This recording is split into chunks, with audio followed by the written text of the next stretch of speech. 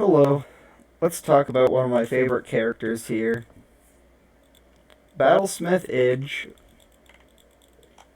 and Normal Idge. This is the recruitable character. This is the cash op character. They're very similar. The stat difference is that Battlesmith Idge has 10 more strength and 10 more agility. I do believe that's the biggest stat difference between two characters, like the rare and the non-rare version. I could be wrong, but I can't think of any off the top of my head. Most of the time, there's only 10 difference in stats. This one has 20. So, there's a little bit of a difference between the job skill as well. Battlesmith Idge clicks on the thing and goes to Melt Weapon. Melt Weapon reduces the boss's or enemy player's weapon by 1 AR and by 24 attack at level 12. At level 10, it's only 20%, and it's 0 AR. But Battlesmith Idge can toggle it, and then it switches back to Melt Armor, which is the same as the normal Idge has. So what's the real difference between the two? Well, Idge has a duration. Every 2.5 minutes, you have to recast Melt Armor. That's a little bit annoying there, but it's not the end of the world. You could get by with a normal Idge, but Battlesmith Idge is better, as it stays on forever. You don't have to keep rebuffing it, and it seems to land better, even though it says like the same chance when they're at the same levels. It could be because she has faster agility and she swings faster.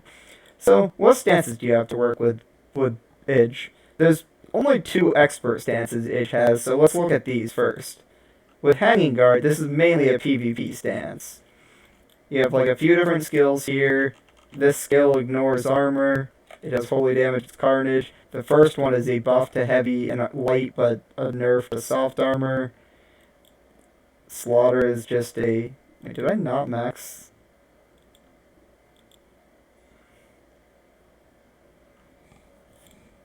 It's just a basic skill. You'll see this broken armor debuff from this stance. The Greatsword stance Hanging Guard does actually lower their defense. It's not very much, and it's overcasted by Lisa's debuff, so you won't use it very often. And Ruthless, or strong skill here. When enemies are affected by broken armor, you do more damage to them. So that's more of a PvP stance. For PvE, you've got to go with this one. You've got Granado Cruise. You have a buff here, which gives you some bonus damage, and your next skill will hit harder. I don't have the finisher on her. I should have those weapons separated.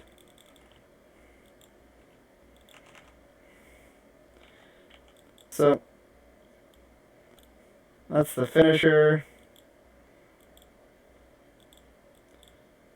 That's just a normal skill. The whole point of these is that they cast fast and they're low cooldown. Also, my sword's a lot better than the polearm is. And then this is the weak skill there, which can also end slow. The final skill here is an AoE. The Tornado is actually the strongest one, but it only hits 1 character. And all of the other ones hit 5 or more people. So you have those stances. But Battlesmith Idge has a little bit of a thing here. So Battlesmith Idge can equip a sword where normal Idge cannot.